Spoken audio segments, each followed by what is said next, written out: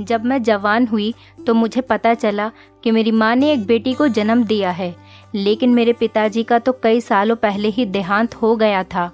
मुझे अपनी माँ से नफरत थी क्योंकि उन्होंने गलत काम किया, लेकिन मैं हैरान थी कि वो इस लड़की को छुपाकर क्यों रखती थी। आज तक किसी ने उसे नहीं देखा था क्योंकि मेरी माँ हमेशा हमारे घर का दरवाज़ा बंद रखती थी। 20 साल बाद अचानक मैंने दरवाजे से झांका तो अंदर से माँ की आवाज़ आ रही थी। जब मैंने देखा तो मेरे सर पर आसमान गिर पड़ा क्योंकि वो लड़की तो मेरा नाम सुमति है। मैंने अपनी ज़िंदगी के बहुत से साल अपनी माँ से नफ़रत में गुजार दिए, लेकिन मेरी माँ ने मुझसे हमेशा मोहब्बत की है। मुझे मेरी माँ ने हमारे रिश्तेदारों के बारे में कुछ नहीं बताया था। जब भी मैं उनसे पूछती तो वो हमेशा मुझसे यही कहती कि इस दुनिया में हमारा कोई नहीं है। मेरा भी मेरी माँ के अलावा और कोई नहीं था। जब मैं स्कूल जाने लगी थी तो मेरी माँ ही मुझे स्कूल छोड़ने जाती थी और लेने भी वही आती थी। मैं अपनी माँ के साथ ही सोती थी। अगर वो घर से कुछ देर के लिए भी किसी के पास चली जाती थी तो मुझे बहुत फिक्र होने लगती थी। मैं अपने घर के दरवाजे पर बैठकर रोने लगती थी। जैसे ही माँ को मेरी रोने की आवाज़ आती तो वो भागकर मेरे पास आती और मुझे गोद में उठा लिया करती थी और मुझे प्यार करने लगती। माँ के कहीं चले जाने से मुझे ऐसा लगता था कि पिताजी की तरह मेरी माँ भी मुझे छोड़कर चली जाएंगी और मैं इस घर में अकेली मर जाऊंगी। पर मैं जैसे जैसे बड़ी हुई तो मेरी माँ ने एक बेटी को जन्म दिया और वो उसे कमरे में छुपाकर रखती थी। जब मुझे ये बात पता चली तो मुझे अपनी माँ से नफ़रत होने लगी। मुझे लगता था कि वो अच्छी औरत नहीं है क्योंकि मेरे पिताजी का तो मेरे बचपन में ही देहांत हो गया था। जैसे जैसे दिन गुजरते गए मैं अपनी माँ से और ज़्यादा नफ़रत करने लगी, लेकिन मेरी माँ हमेशा मुझे समझाती और मुझसे बात करने की कोशिश करती, लेकिन मेरी नफ़रत कम होने का नाम नहीं लेती थी। माँ मुझसे पूछती कि तुम्हें क्या हो गया है, तुम मेरे साथ ऐसा बर्ताव क्यों करती हो। पहले तो मैं समझती थी तुम मुझसे नाराज़ हो, पर तुम्हारे दिल में अपनी माँ के लिए इतनी ज़्यादा नफ़रत कहाँ से आ गई। तब मैंने उनसे पूछा, मुझे बताइए आप, जब मेरे पिताजी का कई साल पहले देहांत हो चुका था तो फिर आपकी ये लाडली बेटी कहाँ से आ गई। मेरी माँ मेरे इस सवाल का जवाब नहीं देती और खामोश हो जाती। वो लड़की जिसे मेरी माँ मेरी बहन कहती थी वो मुझसे कहती कि आप मेरी माँ से लड़ाई मत किया करें। जब जब वो मेरे पास मेरे कमरे में आती थी तो मैं उसको अपने कमरे से निकाल दिया करती थी और वो रोती हुई माँ के पास चली जाती, लेकिन माँ मुझसे कभी कुछ नहीं कहती थी। मेरी माँ 40 साल की उम्र में उनके चेहरे पर बहुत ज़्यादा झुर्रियाँ थीं और उनकी आंखों के नीचे काले धब्बे पड़ गए थे। उन्हें देखकर ऐसा लगता था कि कोई बात है, कोई तो दुख है उन्हें जिसकी वजह से वो सो नहीं पाती। मैं यही सोचती थी शायद उन्होंने जो पाप किया है ये उसी का असर है, इसी वजह से शायद उन्हें अपने किए पर पछतावा हो। मेरी माँ मेरी नाजायज़ बहन को सबसे छुपा कर रखती थी। अगर कोई दरवाज़ा खटखटाता तो पहले मेरी बहन को कमरे में छुपा देती, फिर दरवाज़ा खोलती। ये सब देखकर मुझे बहुत गुस्सा आता कि एक दिन मेरी माँ मेरे पास आई और मुझसे कहने लगी, तुम दोपहर को तैयार हो जाना, तुम्हें लड़के वाले देखने के लिए आ रहे हैं और वो लोग बहुत अच्छे हैं। मैंने उनकी बात का कोई जवाब नहीं दिया और अपने कमरे में चली गई। दोपहर को जब वो लोग हमारे घर आए तो माँ मेरे कमरे में आई, लेकिन मैं तैयार नहीं हुई थी। माँ मुझसे कहने लगी कि तुम अभी तक तैयार नहीं हुई, वो लोग आ चुके हैं। मैंने कहा, आप मेरी फिक्र नहीं करें, मुझे अभी शादी नहीं करनी। आप अपनी लाडली बेटी की शादी कर दें जिसको आपने सबसे छुपा कर रखा है। माँ ने मेरे मुंह पर हाथ रख दिया और कहने लगी, भगवान के लिए चुप कर जाओ, हल्के बोलो, किसी को मत बताना कि तुम्हारी कोई बहन भी है। मैंने भी उनसे कहा कि कब तक आखिर आप अपने इस गुनाह को छुपाएंगी, कभी न कभी तो सबको इस बारे में पता चल ही जाएगा। तब मेरी माँ ने कहा कि मैं ये शहर छोड़कर यहाँ से चली जाऊँगी। जब मैं 20 साल की हुई तो मेरी माँ ने एक बेटी को जन्म दिया, जबकि मेरे पिताजी का तो कई साल पहले ही देहांत हो गया था। इसके बाद मुझे अपनी माँ से नफ़रत हो गई थी क्योंकि उन्होंने गलत काम किया था, लेकिन हैरत तो मुझे इस बात की थी कि वो इस बच्चे को हमेशा छुपा कर रखती थी। आज तक किसी ने भी इस बच्ची को नहीं देखा था। अब तो वो भी जवान हो गई थी। जब एक दिन मैंने किसी काम से उसके कमरे का दरवाज़ा खोला तो अंदर से माँ की आवाज़ आ रही थी। मैंने छुपकर अंदर झांका, मेरी सांसें रुकने लगी। क्योंकि मेरी माँ उस मासूम लड़की के साथ बैठी रो रही थी और मैं उनकी बातें सुन रही थी, और जो बातें वो कह रही थी उसे सुनकर तो मेरे पैरों तले से ज़मीन निकल गई। मुझसे अपनी माँ को रोता हुआ नहीं देखा जा रहा था। मैं झट से अपनी माँ के पास गई। मैंने कहा कि अभी आप क्या कह रही थी, क्या हुआ है, आप मुझे सच क्यों नहीं बता देती। मेरी माँ ने कहा कि मैंने वादा किया था कि मैं कभी किसी को भी सच नहीं बताऊंगी, पर तुम्हारी नफरत अब मुझसे सही नहीं जाती। मैं क्या करूं? मैं अपनी एक बेटी की खातिर दूसरी को खुद से दूर कर रही हूं, पर अब मुझसे ये दुख सहा नहीं जाता। मैं नहीं चाहती कि कल को मेरे मरने के बाद भी तुम मुझसे नफरत करती रहो। तुम अपनी माँ को कभी भी खुशी से याद नहीं करो। तुम तो मुझसे इतनी नफरत करने लगी हो कि बात भी ठीक से नहीं करती। तुम्हें लगता है कि तुम्हारी माँ ने कोई पाप किया है, पर ऐसा नहीं है। आज मैं तुम्हें सारी सच्चाई बता देना चाहती हूँ। मैं अपनी माँ के पास जाकर बैठ गई और उनकी बात सुनने लगी। मेरी माँ ने मुझे बताया कि हम 5 बहनें थे और हमारा एक भाई था। मेरी सबसे बड़ी बहन जवानी में ही विधवा होकर घर वापस आकर बैठ गई थी। मेरी माँ ने इस बात का बहुत ज़्यादा सदमा लिया और बिस्तर पकड़ लिया। मेरे बाबा खेतों में काम करते थे। हम लोग एक छोटे से गांव में रहते थे। हमारे गांव के हालात बहुत ख़राब थे। वहाँ के सारे लोग मजदूरी करके ही अपना गुजारा करते थे। बस 2-3 ही लोग थे जो अमीर थे, लेकिन उनके पास इतना बड़ा दिल नहीं था कि वो किसी की मदद कर सकें। वो सिर्फ अपने बारे में ही सोचते थे। हमारा भाई सब बहनों में सबसे छोटा था। बाबा ने उसे स्कूल भेजना शुरू कर दिया। हमारा सबसे छोटा भाई और छोटी बहन दोनों स्कूल जाने लगे। बाबा ने कहा कि और बच्चे तो पैसों की वजह से नहीं पढ़ सके। हो सकता है कि ये दोनों ही पढ़ लिख कर कुछ बन जाएं और इन्हीं की बदौलत हमारे दिन बदल जाएं। हम सब बहनें घर पर सिलाई करते थे। उससे भी थोड़े बहुत ही पैसे मिलते थे जो घर के राशन पानी में ही खर्च हो जाते, और जिन घर की औरतों के हम कपड़े सीते थे वो हमें ज़्यादा पैसे नहीं देती थीं, लेकिन हम मजबूर थे। उनसे अगर कुछ कहते तो ये पैसे भी हाथ से चले जाते। पता नहीं भगवान ने उन लोगों को इतना छोटा दिल क्यों दिया था। वो लोग किसी गरीब की मजबूरी नहीं समझते थे। उनके दिल में कभी ये ख्याल नहीं आता कि हम लोग कितने मजबूर हैं। मेरी माँ बहुत ज़्यादा बीमार रहने लगी थी।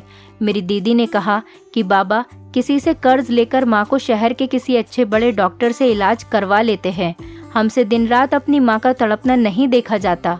बाबा ने कहा कि मैं भी क्या करूं, मैं रोज़ बहुत ज़्यादा मेहनत करता हूं, लेकिन जिन लोगों के पास मैं काम करता हूं बहुत जालिम लोग हैं। मेरी छोटी सी गलती पर भी पैसे काट लेते हैं। अगर हम तुम्हारी माँ को शहर ले जाकर बड़े डॉक्टर को दिखा भी दें तो पहले तो वो रिपोर्ट करवाएंगे, उसी में ही हमारे हज़ारों रुपये खर्च हो जाएंगे। फिर आगे इलाज करने के लिए पैसा कहाँ से आएगा?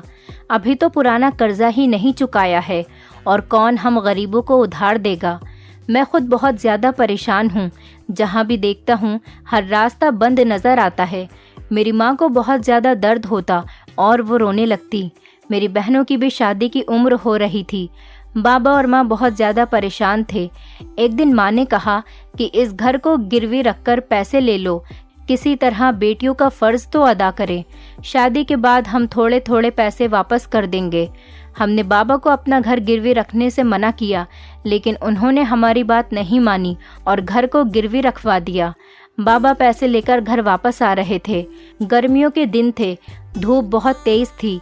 बाबा भूखे प्यासे थे और रास्ते में ही उनको चक्कर आ गए और वो वहीं पर गिर गए। कुछ लोग उन्हें घर पर लेकर आए। जब उन्हें होश आया तो उनके पास पैसे नहीं थे। ये देखकर बाबा बहुत ज़्यादा परेशान हुए और रोने लगे। जब हमने बाबा से पूछा तो उन्होंने हमें पूरी बात बताई। हम लोग भी उनकी बात सुनकर रोने लगे, क्योंकि हमारे पास एक हमारा घर ही था, वो भी बाबा ने गिरवी रख दिया था और उसके पैसे भी चोरी हो चुके थे। ऐसा लगता था कि अब हमारी सांसें रुक जाएंगी। माँ की तबीयत भी दिन ब दिन ख़राब होती जा रही थी। हम उन्हें सरकारी हॉस्पिटल में लेकर गए, लेकिन वहाँ तो कोई भी बात सुनने के लिए तैयार ही नहीं था। वो लोग तो उन्हीं में लगे हुए थे जो उन्हें पैसे दे रहे थे। दूसरी तरफ मेरा छोटा भाई और बहन भूख से रो रहे थे। हमने सुबह से कुछ भी नहीं खाया था। बाबा भी रोते हुए बाहर निकल गए। कुछ देर बाद जब मैं उन्हें बाहर देखने गई तो वो लोगों के सामने हाथ फैलाकर भीख मांग रहे थे। मैं उन्हें देखकर वहीं पर बैठ गई और रोने लगी। मेरी छोटी बहन मुझसे कहने लगी कि दीदी परेशान न हो, मैंने अपनी दोस्त से बात की है, उसका भाई बहुत अच्छा है और उसने मुझसे वादा किया है कि वो मुझे काम देंगे।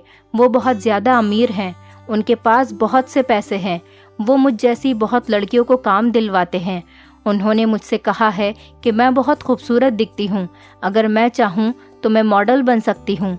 फिर मैं टीवी में आऊँगी और यहाँ से दूसरे शहर जाकर भी मॉडलिंग करूँगी। दीदी ने मेरी बात सुनी तो मुझसे कहने लगी, बस करो, अभी तुम इतनी छोटी हो और ये तुम कैसी बातें कर रही हो। हम लोगों को भूखे मरना मंजूर है, लेकिन तुम्हें कभी भी कोई गलत काम नहीं करने देंगे। मैंने सुना है कि जो लोग ये काम करते हैं उनका अंजाम बहुत बुरा होता है और कोई भी बिना किसी मतलब के किसी गरीब लड़की की मदद नहीं करता और ना ही उसको कोई काम देता है। बहुत कुछ उसे बर्दाश्त करना पड़ता है। ये सब कुछ इतना आसान नहीं होता जितना तुम सोच रही हो।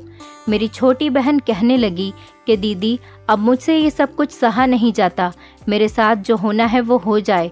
मेरी ज़िंदगी चाहे किसी भी मोड़ पर चली जाए, लेकिन मैं तुम लोगों को इस हालत में नहीं देख सकती। वो सामने देख रही थी हमारे बाबा कितने मजबूर और लाचार हैं और लोगों के सामने हाथ फैलाकर भीख मांग रहे हैं, सिर्फ 2 रोटियों के लिए, ताकि हम लोग कुछ खा सकें, हमारी माँ का इलाज हो जाए। भीख मांगने से अच्छा है कि मैं अपने घर वालों की खातिर अपनी ज़िंदगी बर्बाद कर दूं। मैंने अपनी छोटी बहन को बहुत समझाया, पर वो मेरी बात नहीं मानी। वो कह रही थी कि मैं तुम सबको इस हाल से निकाल कर ही मरूंगी। अगर हम इसी हाल में हमेशा रहेंगे तो कभी भी किसी की शादी नहीं हो पाएगी। हम सब बहनें ऐसे ही तड़प तड़प कर मर जाएंगे और हमारा भाई बड़े होकर खुद शादी कर लेगा। वो नहीं देखेगा कि उसकी बहनों ने उसकी खातिर क्या कुछ नहीं किया। मर्द बहुत होशियार होते हैं। अगर बाबा ने भी अपनी हालत के बारे में सोचा होता तो वो कभी भी 1 से ज़्यादा संतान पैदा नहीं करते। जब तक माँ की तबीयत ठीक रही वो बाबा के काम में उनका हाथ बटाती रहीं।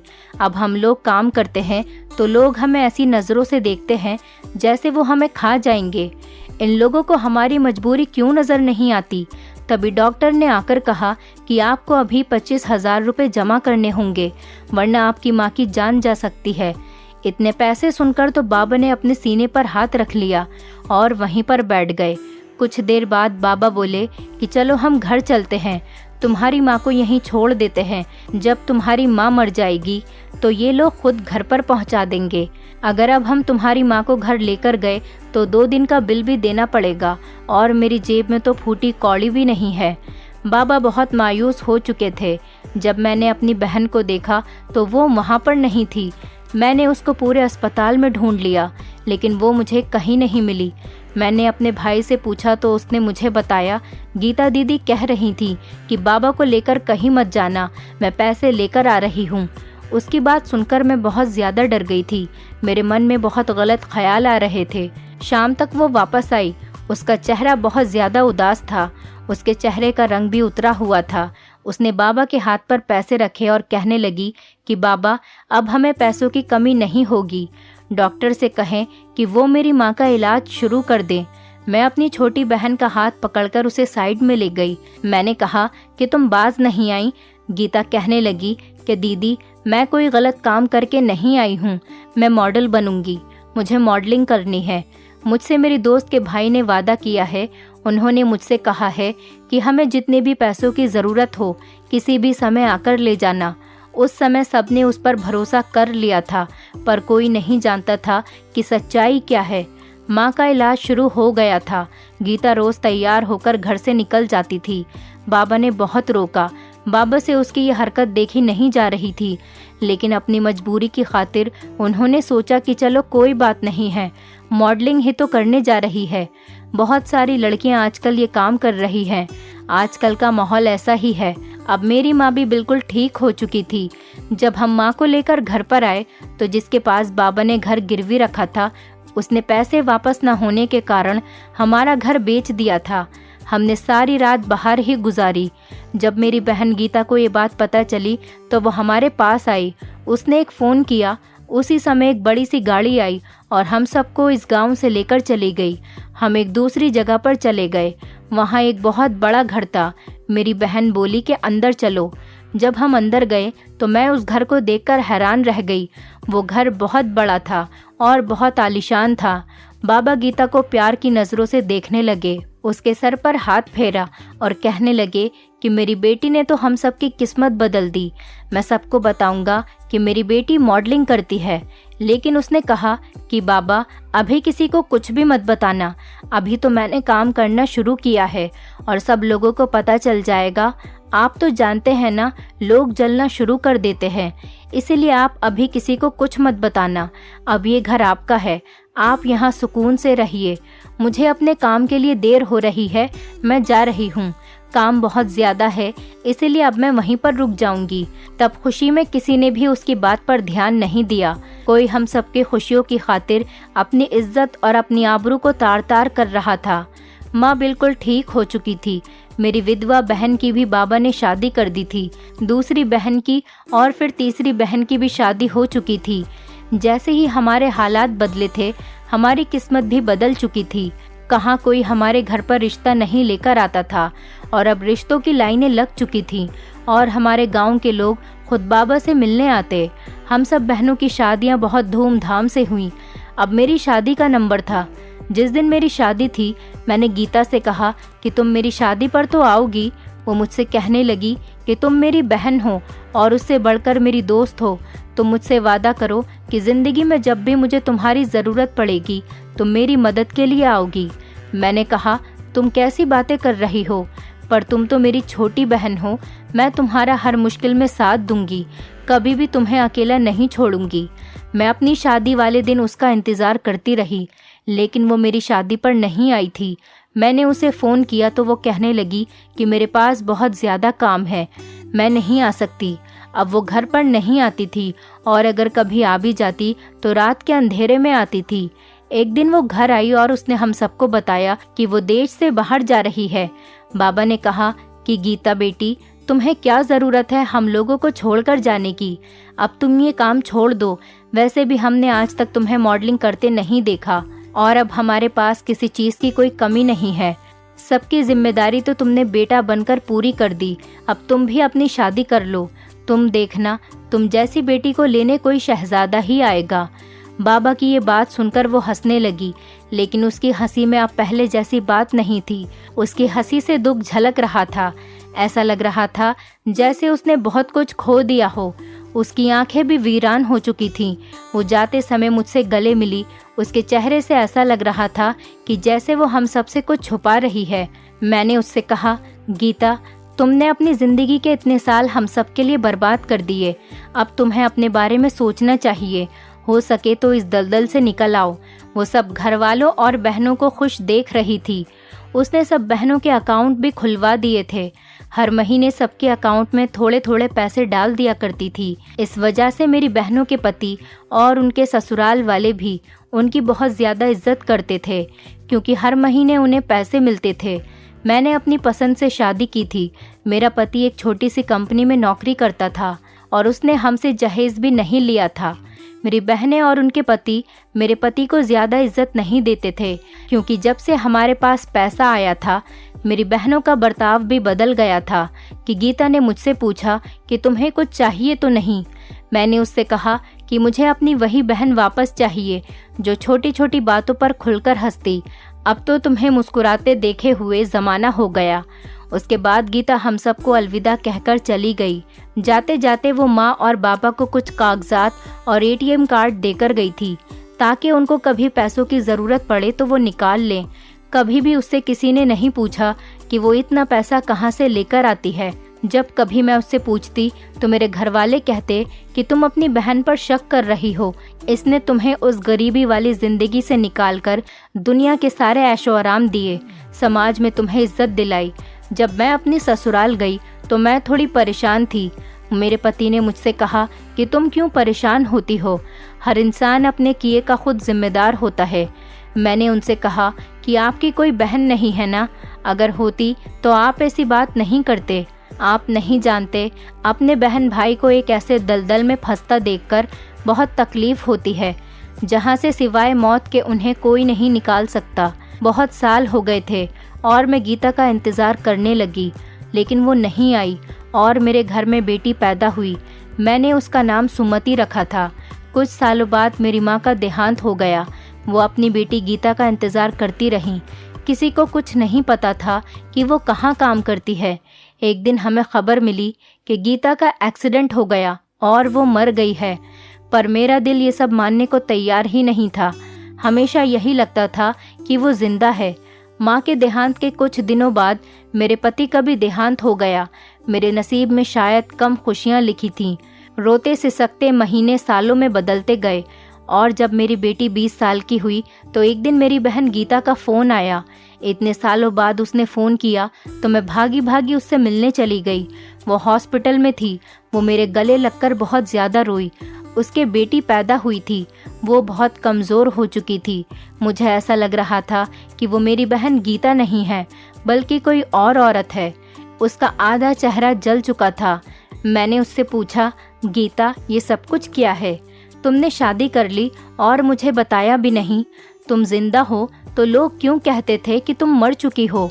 वो अपने हाथों को देखने लगी और मुझसे कहने लगी, दीदी मैंने खुद जानकर इस रास्ते को चुना था। अपनी ज़िंदगी की कुर्बानी मैंने खुद अपनी मर्जी से दी थी। कोई नहीं जानता था कि मैं क्या काम करती हूँ। आज से सालों पहले मुझसे मेरी माँ उस हालात में नहीं देखी जा रही थी। अपने छोटे भाई बहनों को रोटी के लिए रोता बिलखता नहीं देख सकती थी।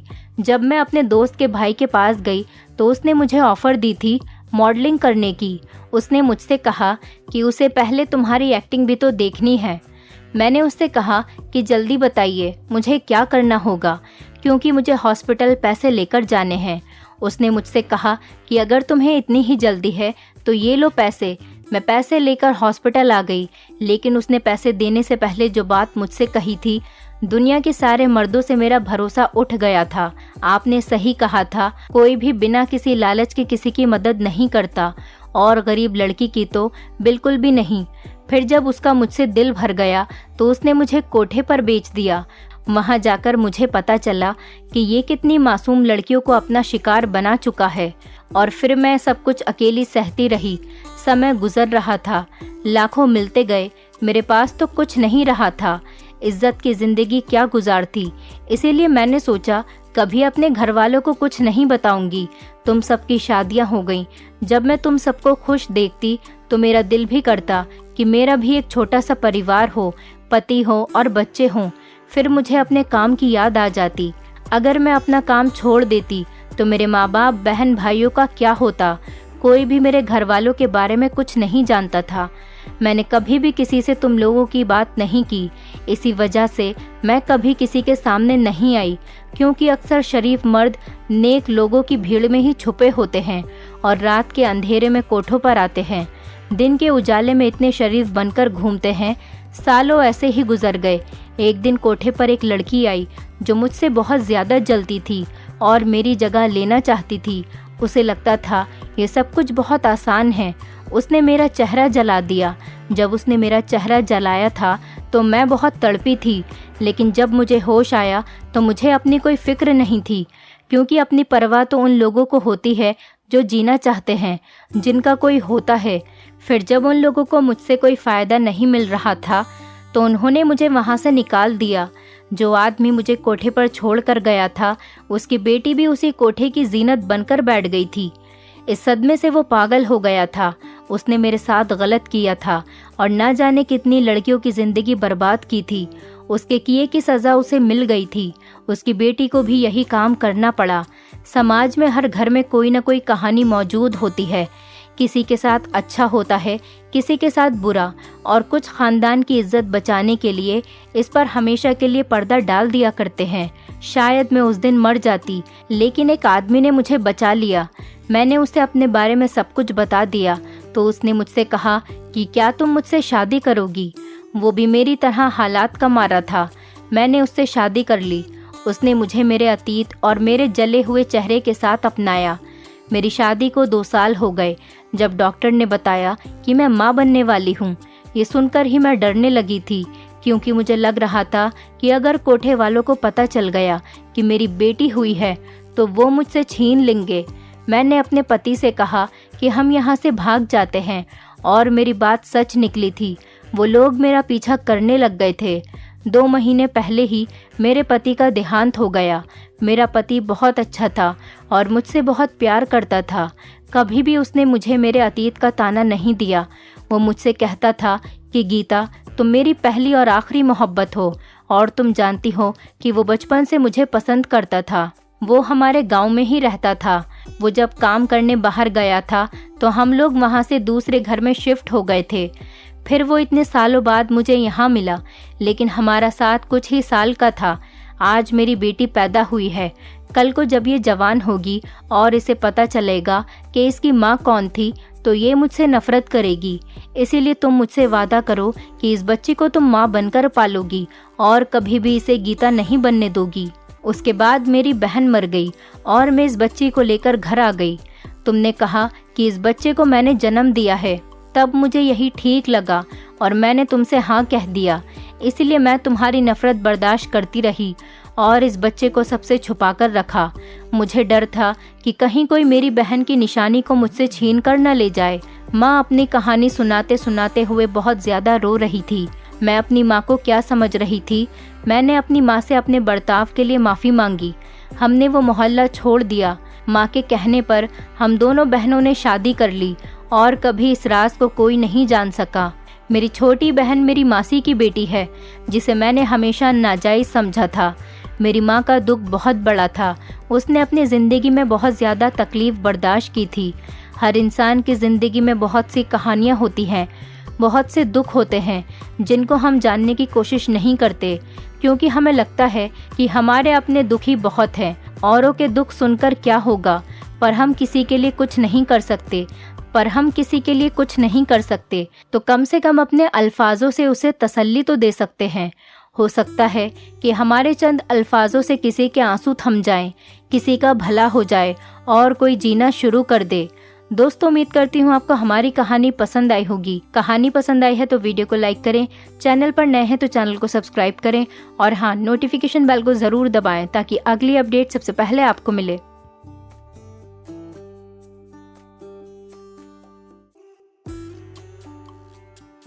हेलो दोस्तों, आज की कहानी बेहद रोमांचक है। कहानी का फुल मजा लेने के लिए प्लीज लास्ट तक बने रहें। उस वक्त मैं 5वीं क्लास में पढ़ती थी। भला इतनी सी बच्ची को किस बात का होश होता है? जब मेरे भाई बहन सो जाते तो रात को वो शख्स मुझे उठाकर अपने साथ चारपाई पर लेटा देता। मुझे किसी बात का मतलब समझ में नहीं आता था। मैं तो नींद में डूबी होती थी। अगर कभी जाग भी जाती तो वो मुझे पैसे दे देता, चॉकलेट देता और बिस्कुट वगैरह दे दिया करता था और कहता था किसी को ये बात न बताना। वो न भी कहता तब भी मैं किसी को भला क्या बताती, जबकि मैं खुद भी ये बात अच्छी तरह नहीं जानती थी कि मेरे साथ आखिर क्या हो रहा है। वक्त गुजरता गया, यहाँ तक कि मैंने होश संभालना और अब तो वो मेरे साथ रोजाना। हेलो दोस्तों, स्वागत है आप सभी का हमारी एक और रोमांचक कहानी। मैं उम्मीद करती हूँ आपको ये कहानी बेहद पसंद आएगी। ये मेरे होश संभालने से पहले की बात है। तब मेरी उम्र मुश्किल से 10 साल की थी। अब्बू के मिलने वाले एक अंकल हमारे घर आए। मेरे अब्बू ने उनको रहने के लिए घर में जगह दे दी। हालांकि हमारा घर 2 ही कमरे का था। उस इंसान का नाम नजीर खान था, लेकिन मेरे अब्बू उसको भाई का दर्जा देते थे। अम्मी ने जब नजीर खान के बारे में पूछा तो अब्बू ने बताया कि ये मेरे बचपन का दोस्त है। इन दिनों ये मुश्किल हालात से गुजर रहा है। इसके पास रहने की कोई जगह भी नहीं है। तभी मैंने कुछ अरसे के लिए इसे अपने घर में ठहरा दिया है। हमारी दोस्ती भाइयों जैसी है। इसने अपनी मुश्किलें बयान की तो मैं इनकार नहीं कर पाया। अम्मी ने कहा आपने बहुत अच्छा किया, लेकिन इसको रात में सुलाएंगे कहाँ? पर अब्बू ने कहा बच्चों वाले कमरे में, ये भी वहीं पर सो जाएगा। अभी तो सर्दियाँ है, वरना रात को छत पर सोने का इंतजाम कर देता। मेरी अम्मी खामोश हो गई। वो अब्बू से ज्यादा बहस और तकरार नहीं करती थी। नजीर खान दिन में एक कारपेंटर के पास काम करने जाता था और शाम को लौट कर आता था। वो कभी खाली हाथ नहीं आता था। हमेशा हम बच्चों के लिए फल, फ्रूट और कभी सुबह के नाश्ते का सामान, अंडे, डबल रोटी वगैरह चॉकलेट लेकर आता था। वो सिर्फ नाश्ता हमारे घर पर ही करता। दोपहर का खाना अपने कारपेंटर मालिक के पास दुकान पर किया करता था और रात को भी कहीं बाहर से खाना खा लेता, कभी कभार जब वो जल्दी आ जाता। तब अब्बू इशरार करते, उसे रात को खाना खाते वक्त उसे अपने साथ बिठा लेते। हम सब बच्चे उसको अंकल कहते थे, क्योंकि अब्बू कहते हैं कि ये मुझे सगे भाइयों जैसा अजीज है।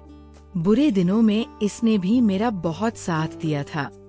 मेरे अब्बू की सैलरी ज्यादा नहीं थी। घर का गुजारा बड़ी मुश्किल से हो रहा था। नजीर अंकल के आने की वजह से अब कुछ हालात सुधर गए थे। खर्चा खत्म हो जाता तो वो अपने पैसों से राशन ले आता।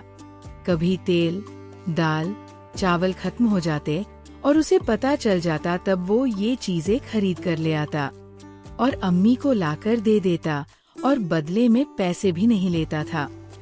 वो कहता था कि मैं इस घर में रहता हूँ, इतना तो मेरा भी हक बनता है कि इस घर की खुशहाली में अपना हिस्सा डाल सकूं। अम्मी से कहता था, अगर आप मुझे इन बच्चों का सगा चाचा समझ लें, तो मेरे लिए इससे बढ़कर और खुशनसीबी की क्या बात हो सकती है कि मैं आप लोगों के काम आ सकूं। उसकी बातों से मेरी अम्मी मुतासिर हो गई थी। नजीर खान वाकई एक नेक दिल और एक अच्छा इंसान है। अगर हमने इसको रहने के लिए जगह दी है, तो वो भी हमारे एहसान का बदला चुकाने की पूरी कोशिश करता है। कोई अगर किसी के बुरे हालातों में उसकी मदद कर दे, तो ऐसा आदमी किसी को बुरा नहीं लगता।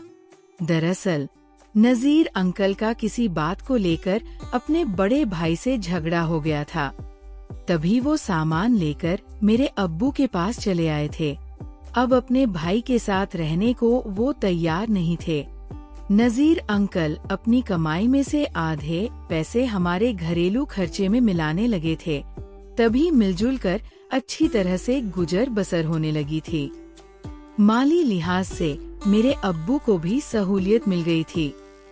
हम 4 भाई बहन थे, सभी मुझसे छोटे थे। ये मेरी नादानी का वक्त था। मुझे नजीर अंकल बहुत अच्छे लगते थे। वो पानी लाने को कहते या फिर कोई और काम कहते तो मैं दौड़ कर दिया करती थी, क्योंकि बच्चे खाने पीने के शौकीन होते हैं और हम नजीर अंकल की दरियादिली से बहुत खुश रहते थे, जो हमारे लिए तकरीबन रोज चॉकलेट, बिस्कुट, टॉफियां वगैरह जैसी कुछ चीजें लाते थे, जिनको बच्चे कुछ ज्यादा ही पसंद करते हैं। अम्मी भी एतराज नहीं करती थी कि वो उनको अपने घर का एक फर्द समझने लगी थी। एक कमरे में मेरी अम्मी पापा सोते थे और दूसरे में हम सब बच्चे जमीन पर सो जाते थे। कमरे में एक चारपाई थी जो नजीर अंकल को मिल गई थी। अब तो उस शख्स को अंकल कहते हुए भी मुझे शर्म आती है, लेकिन ये बात मैं इस वजह से लिख रही हूँ कि जो माँ बाप गैरों पर भरोसा कर लेते हैं, मेरी जिंदगी से सबक हासिल करें। ये एक हकीकत है, कोई माने या ना माने दुनिया में कोई किसी का नहीं होता। अपने गैर तो बन सकते हैं, लेकिन गैर अपने नहीं बन सकते। बच्चे दिन भर खेल कूद कर थक हार कर रात को गहरी नींद में सो जाते हैं। हम भी फर्श पर लाइन से गद्दा बिछाकर बराबर बराबर में सो जाते थे। मैं स्कूल जाने के अलावा अम्मी के घर के काम में मदद कर दिया करती थी, लिहाजा मैं भी थक जाया करती थी और रात को फिर ऐसी गहरी नींद आती कि किसी बात का होश नहीं रहता था। 5वीं क्लास की बच्ची को भला किस बात का होश होता होगा? तभी जब मेरे भाई बहन सो जाया करते, रात को वो नजीर खान मुझे उठाकर अपने साथ चारपाई पर लेटा देता। मुझे तो किसी बात का मतलब समझ में नहीं आता था, नहीं तो नींद में डूबी होती थी। अगर कभी जाग भी जाती तो वो मुझे पैसे देता, चॉकलेट देता, मीठी गोलियां और बिस्कुट वगैरह दे दिया करता था और कहता था किसी को ये बात बिल्कुल मत बताना। वो न भी कहता तब भी मैं भला किसी को क्या बताती, जबकि मैं खुद भी ये बात अच्छी तरह नहीं जानती थी कि मेरे साथ आखिर क्या हो रहा है। धीरे धीरे वक्त गुजरता गया, यहाँ तक कि मैंने होश संभालना तब भी उसको वही हरकतें करते हुए पाया।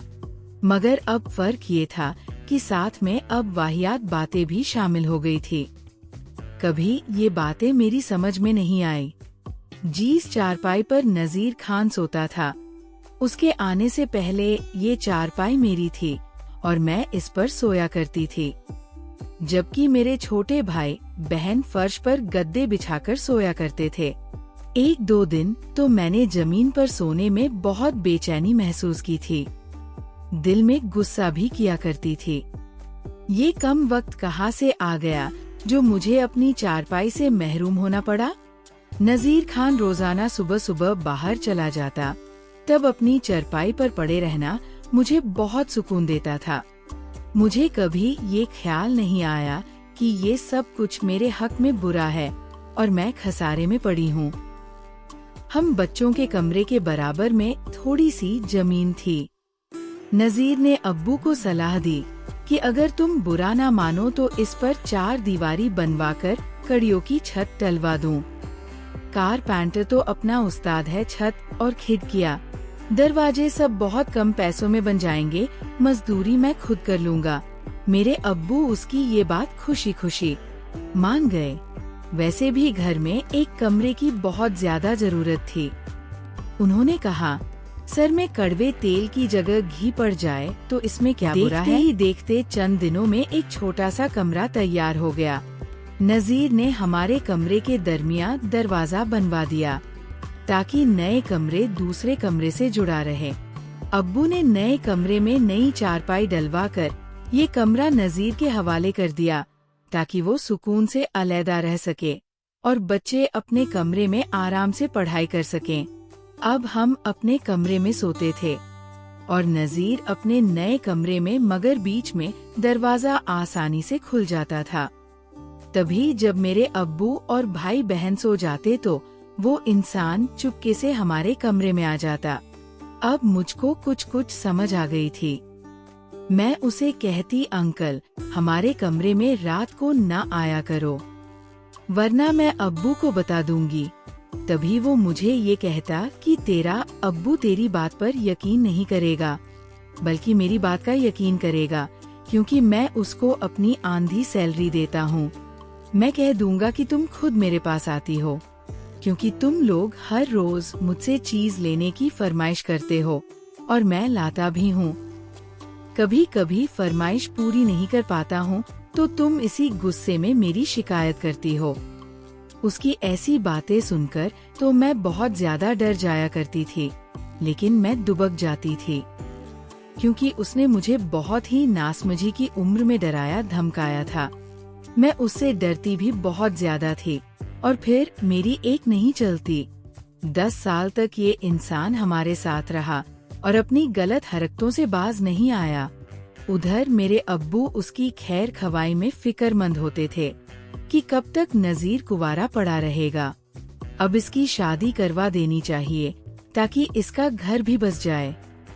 अब्बू के कहने पर अम्मी ने उसके लिए लड़की तलाशना शुरू कर दिया। एक जान पहचान की गरीब घराने की लड़की मिल गई और वहाँ पर उस नजीर का निकाह हो गया। शादी के कुछ दिन तो वो अपनी बीवी में ही खोया रहा, फिर वही पुरानी हरकतें दोहराने लगा। जब उसकी बीवी मायके जाती तो वो हमारे कमरे में घुस आता। मैं किसी को बता भी नहीं सकती थी, दिल ही दिल में जलती कुड़ती रहती थी। अब्बू से भी बहुत ज्यादा डरती थी कि जाने क्या कर गुजरेंगे, और ना ही तब मुझमें इतनी हिम्मत थी कि मैं अम्मी को ही बता देती। नजीर खान से मेरा झगड़ा हो जाता तो वो कई किस्म की धमकियों देकर मुझे चुप रहने पर मजबूर कर देता। वो उम्र में मुझसे काफी बड़ा था, तभी मुझ पर उसका बहुत रोक था। मैं पूरी तरह उसके दबाव में थी।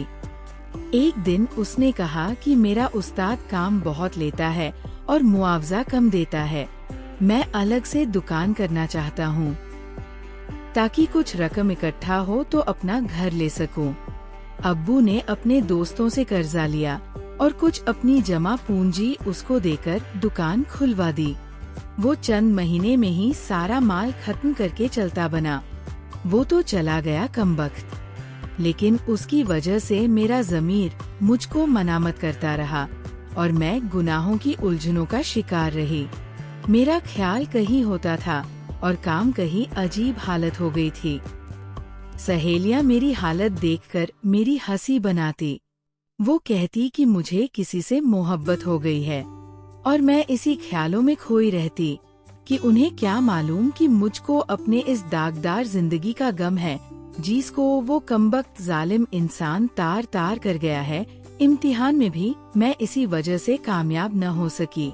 वो शख्स तो जा चुका था और मेरी सुनहरी उम्र मैली होकर निकल चुकी थी, मगर दिल की खलिश है कि खत्म होने का नाम नहीं लेती। इसके बाद जीतने भी हाथ से मेरी जिंदगी में हुए इसी शख्स को ही उनका जिम्मेदार समझती हूँ। उसके चले जाने के बाद एहसास जिया, मैं इस पूरी तरह गिरफ्तार हुई। ये हर वक्त खोई खोई रहने लगी। सोच सोच कर दिमाग मायूस हो गया था कि इस गंदे इंसान को कैसे मौत के घाट उतारूं। हालांकि ये काम मेरे बस का था नहीं। दुआ करती थी खुदा करे ये कहीं चला जाए, या फिर इसका एक्सीडेंट हो जाए, या फिर ये कहीं डूबकर मर ही जाए। जब वो चला गया तो कुछ दिन तक मैंने सुख का सांस लिया, कदरे सुकून भी मिला। मैं अपने कजिन फैजान को बहुत चाहती थी। उसके साथ मुझे इस बात का शहीद एहसास था कि मैं उसके काबिल नहीं हूँ। एक अरसे तक बस चुपके चुपके उसकी ख्वाहिशें करा करती थी और मेरी बदनसीबी देखिए कि जब वो खुद मेरा बन जाने पर राजी हुआ तो मैंने खुद ही इनकार कर दिया।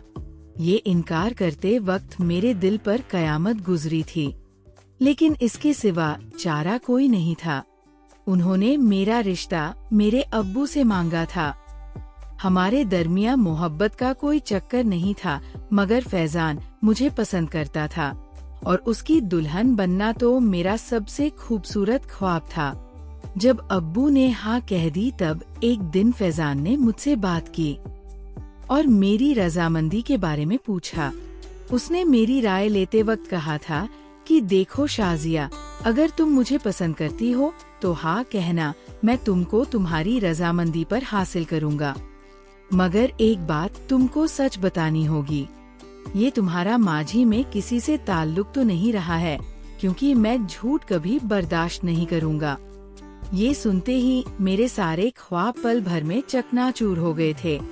भला मैं आयन को ये सब कैसे बता देती कि मैं अपनी जिंदगी की सबसे कीमती चीज खो चुकी हूँ और अब उसके काबिल नहीं रही। फिर मैं झूठ बोलकर उसको धोखा देती, जिसकी मैं किसी देवता की तरह हसरते करती थी। तब दिल पर पत्थर रखकर मुझे यही कहना पड़ा कि मेरा ख्याल छोड़ दो तुम फैजान, तुम मुझे अच्छे लगते हो, मगर शादी के इरादे से मैंने तुम्हें कभी इस नजर से नहीं देखा। मैं तुमसे शादी नहीं करना चाहती क्योंकि मुझे किसी और से प्यार है और यही सच्चाई है। मेरे इनकार से आयन महीनों तक बीमार पड़ा रहा।